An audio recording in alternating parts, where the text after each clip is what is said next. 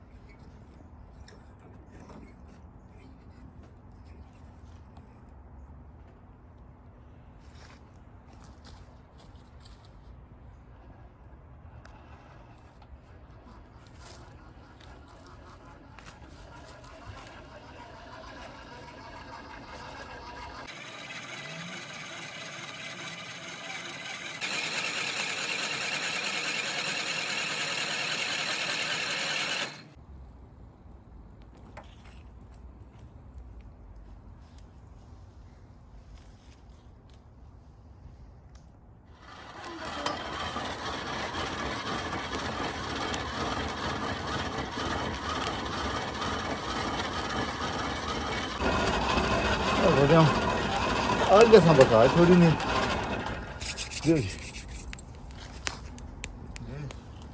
ऐसा जनाब रखी नहीं कढ़ाई आज असा सर्दी ते रोटी आप च पकाइए चलो थोड़ी जी कढ़ाई बनाने देखो भला होंगे की है थोड़े तेल गर्म हो गए ना फिर असं पैने चिकन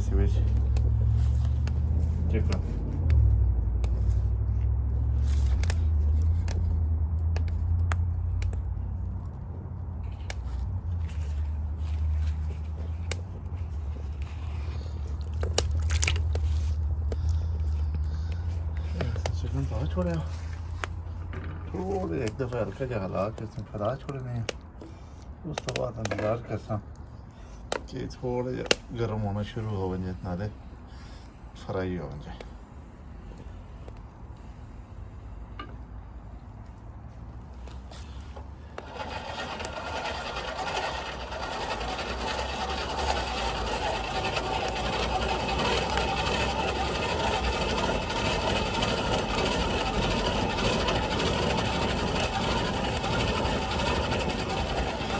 जंगल दी लकड़ियां ते देसी तरीके दा अग लाइए बस सिर्फ ये नाल एक पक्खा जा लगे जिस थोड़ी हवा तेज करनी है ताकि अग बख हो जाए ऑयल दे विच कड़कड़ शुरू हो गई है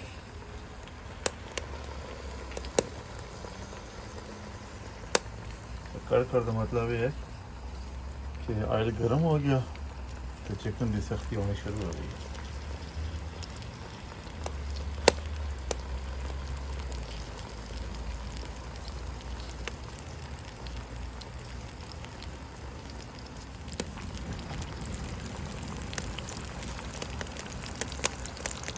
जा रहे हैं यहाँ से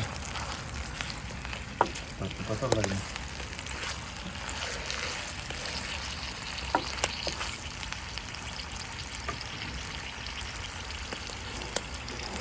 चल कर चिकन से पता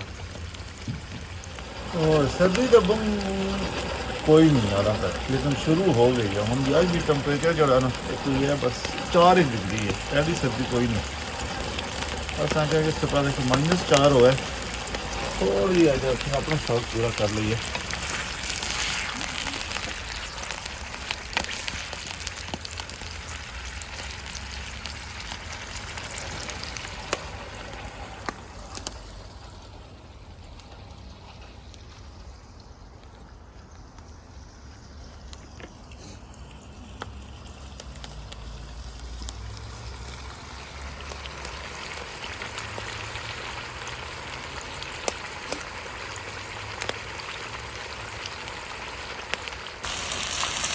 ना किया ने लोगों ने थोड़ा जहा मौका दिया लोग फ्री हो गए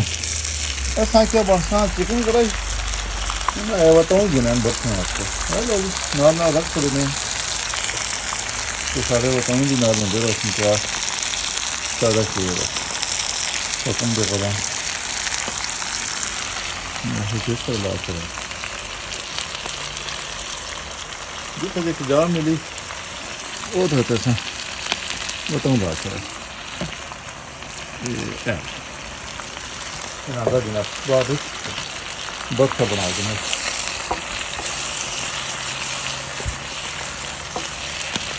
यहाँ थोड़े पानी खुश्क होंगे ना तो बाकी मसाले शसाले पा के थोड़ा जिहा रंग के देने ये हुण जनाब एक करके तो पानी नहीं होंदा टमाटर ए जनाब अदरक पहले कोशिश की शो बनाने की पर नहीं शो ना बेहतर है कि हर के हंजी पा छोड़ो हम जनाब टमाटर की भी सस्ती तो मिर्चा प्याजा की भी सस्ती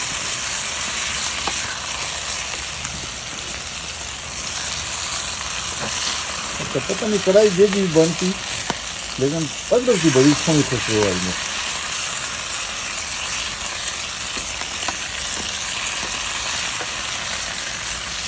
चलो हम थोड़ी देर आते हैं मतलब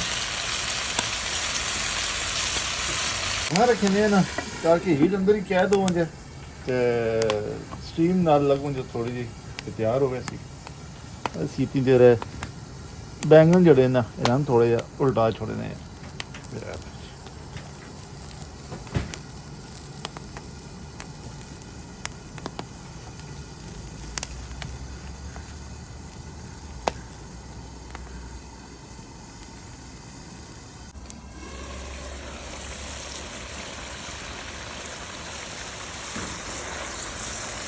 जनाब हम लून नमक मिर्च कालिया मिर्चा हल्दी गरम मसाला एक बार ऐसे सा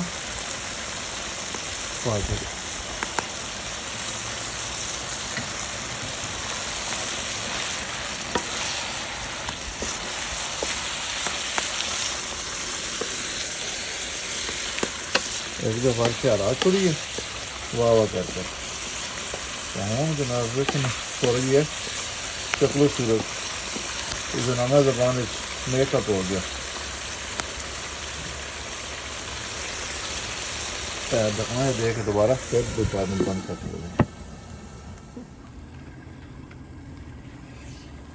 दुनिया फ्री होंगी लगी बहती है छलियाँ चलो ये भी नारा छोड़ रही जी टाइम लगना है 2 छली है इस पर रख छोड़ी एक छली है इस पर रख छोड़ी बन गई ये भी नारा ऐसे रौन रखे नहीं ना हो बड़ा तो कम नहीं पड़ा है लेकिन तो साड़ी भी एक्सपेक्टेशन नहीं है बल देखा जैसे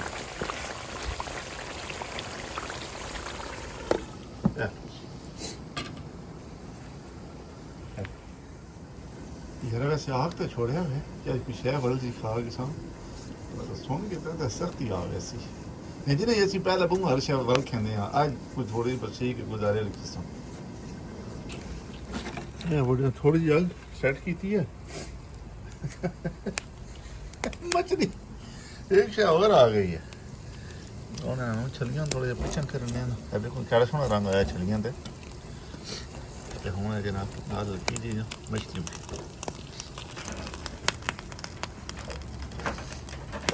देखो ना बैंगन भी तकरीबन रेडी होने वाले वो तहूँ का भरता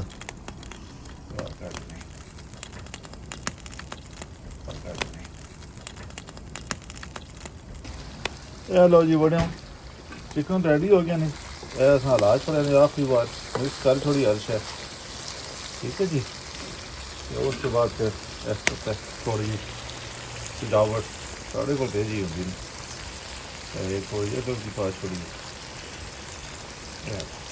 धनिया मसाला थोड़ी सालियाँ मर्चां दी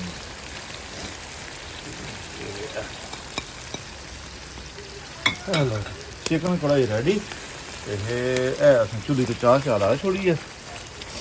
जी कुछ है थोड़ी बहुत हल्दी हुई है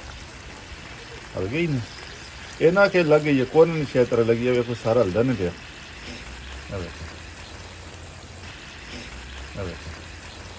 माशाल्लाह जी ये ढकना बंद तो बेगम साहब ले जाओ पकड़ के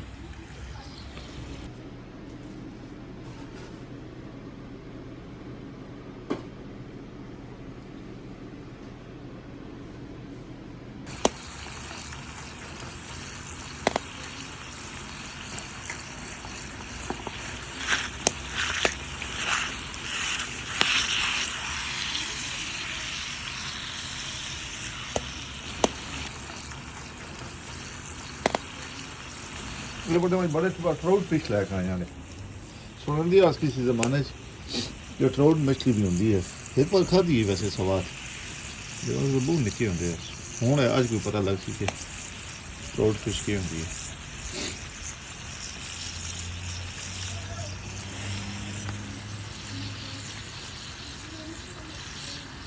मछली थोड़ा सा उतार करो ताकि थोड़ी दूर करो जरिए oil fry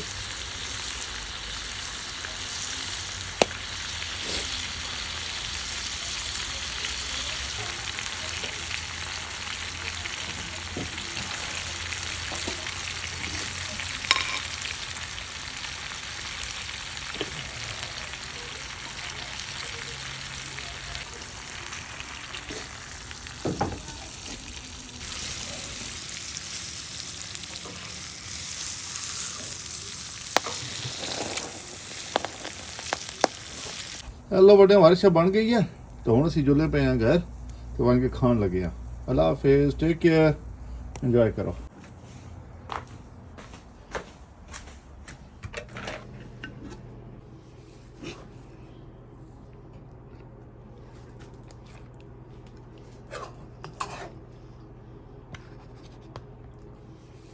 I hope you enjoyed today's vlog. Please like and share. Bye.